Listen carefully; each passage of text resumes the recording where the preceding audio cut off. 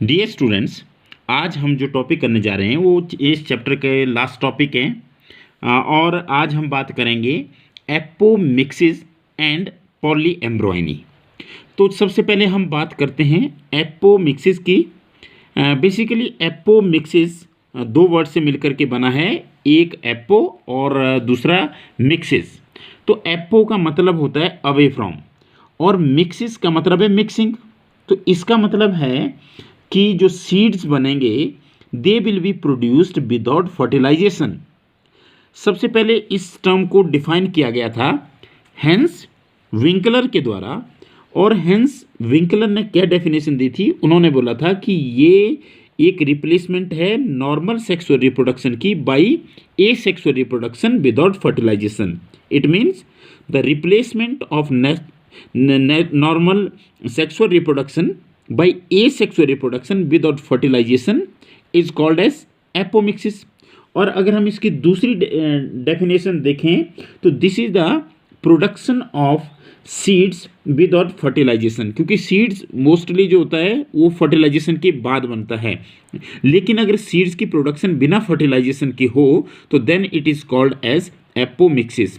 Basically ये क्या है? ये एक टाइप की एसेक्सुअल रिप्रोडक्शन है जो सेक्सुअल रिप्रोडक्शन की नकल करती है। मतलब it is a form of asexual reproduction which mimics the sexual reproduction.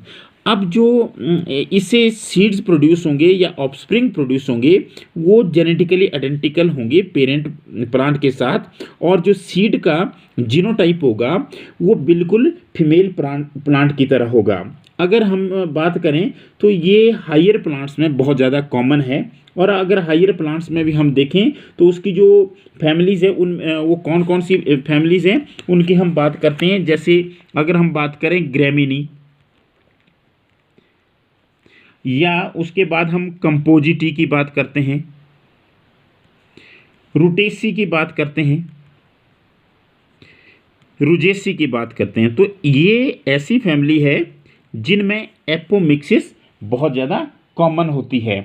अब एपोमिक्सिस में बेसिकली होता क्या है कि एपोमिक्सिस में सीड की प्रोडक्शन होती है विदाउट फर्टिलाइजेशन।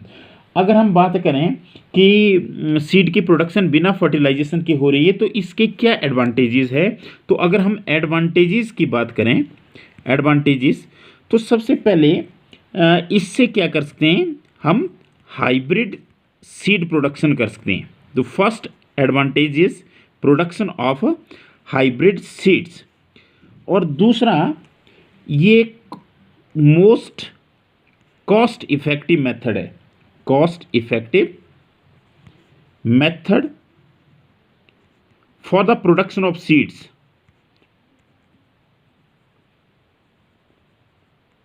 तो एक तो हमने बात की कि इससे हाइब्रिड सीड्स प्रोड्यूस किए जा सकते हैं। दूसरा, it is most cost effective method for the production of seeds. इसके अलावा इट प्रिवेंट्स, क्या प्रिवेंट करती है? The loss of specific characters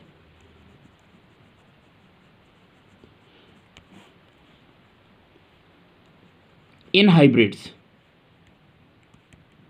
क्योंकि जेनेटिक मेकअप जो होगा वो फीमेल प्लांट की तरह होगा, सीड का जो जीनोटाइप होगा, इसलिए जो किसी स्पेसिफिक कैरेक्टर के लॉस को भी ये क्या करती है? प्रिवेंट करती है। तो अगर हम एपोमिक्सिस की बात करें तो एपो मतलब अवे फ्रॉम, मिक्सिस का मतलब है मिक्सिंग। तो it means seeds are produced without fertilization, and this process of production of seeds without fertilization is called as apomixis, and it was defined by Hans Winkler as the replacement of normal sexual reproduction by asexual reproduction without fertilization. Means it is a asexual reproduction that mimics the sexual reproduction, and the offsprings produced as a result of apomixis, they are genetically identical to the parents, and the genotype of seed is consistent with the female parent. अब हम बात करेंगे पॉलीएम्ब्रोइनी की। पॉलीएम्ब्रोइनी दो word से मिलकर के बना है, पॉली और एम्ब्रोइनी।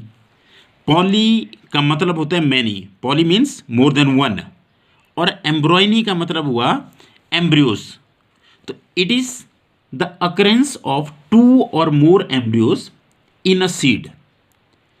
That is the phenomenon of development of 2 or more embryos from a single fertilized egg is called as polyembryony. अगर हम इसकी डिस्कवरी की बात करें तो सबसे पहले इसको डिस्कवर किया था ल्यूवेनहॉक ने इन सिट्रस ऑरिएंटियम, और जो ये पॉली एम्ब्रॉयनी बेसिकली जो टर्म कॉइन की गई थी, it was coined bye brown. अब प्लांट्स में अगर हम देखें, क्योंकि पॉली एम्ब्रॉयनी एनिमल्स के केस में भी होती है, तो अगर हम प्लांट्स के केस में स्पेसिफिकली बात करें तो it is the production of 2 or more embryos from a single seed.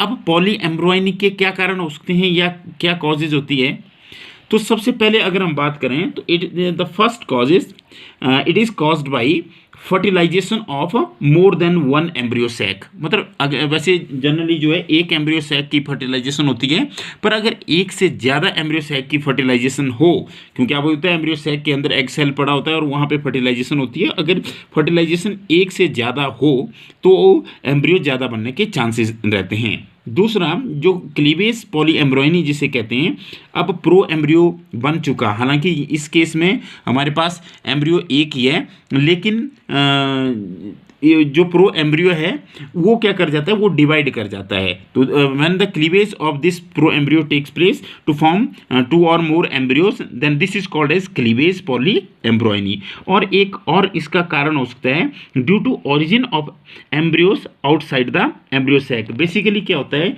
जो न्यूसेलर सेल्स होते हैं वो सराउंड करते हैं एम्ब्रियो सैक को। अब कई बार वो क्या करते हैं, वो डिवाइड करना स्टार्ट कर देते हैं और वो एम्ब्रियो फॉर्म कर देते हैं। तो this type of polyembryony its origin is outside the embryo sac. और अगर आप इसमें देखें तो अगर इन स्पीसीज की हम बात करें तो ओव्यूल के अंदर जो होंगे बहुत सारे एम्ब्रियोज होंगे।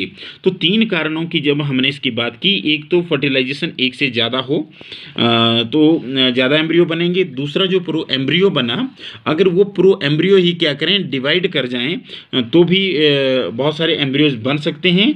और जो न्यू सेलर सेल्स होते हैं एम्ब्रियो सैक को सराउंड जो करते हैं, if they start dividing and they produce embryos, then in these cases the embryos will be developed more than 1 in a seed, and this is called as polyembryony। अब अगर हम polyembryony की बात करें तो polyembryony के क्या बेनिफिट होते हैं, तो सिंपल सी बात है कि polyembryony जो है ये प्लांट ब्रीडिंग और हॉर्टिकल्चर में इसका यूज होता है।